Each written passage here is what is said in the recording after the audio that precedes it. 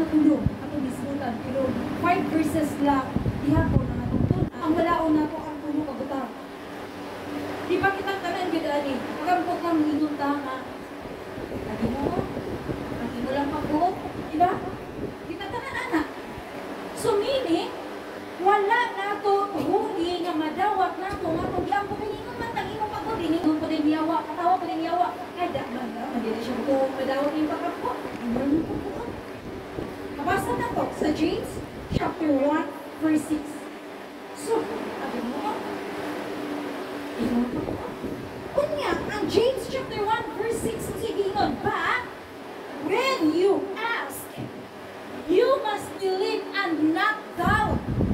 Because the one who doubts is like a wave of the sea. Sige mo niya, blown and tossed by the wind. Sumura siya o kanang kinang gawad ba nga, ikusok-kusok sa akin, banda dito, balik ini, balik dito. Kaya di ay tungod sa mga pag-ampo nga, man, ay mo lang, pagkukulan. Klaro man di ay, masama niya sa chapter 1 verse 6 sa Bisaya. Kung nagduha-duha ka, mo na dineklara na hindi ko nga madawat. Tatawa ka dito ni Satanas, kung hindi ko niluto nga madawat niya. Kasi, sugit pa din mangayo.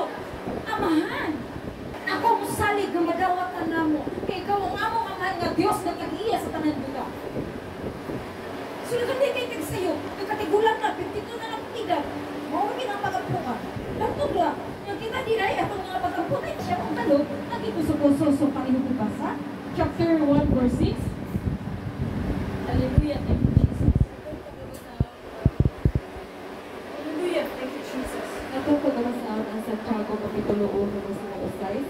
Akan mapangayuan siya ubra na pagko sa wala kayo pagduwa, kay ang nagduwa sama sa balot na musunod sa kasa, huy pa sa hap.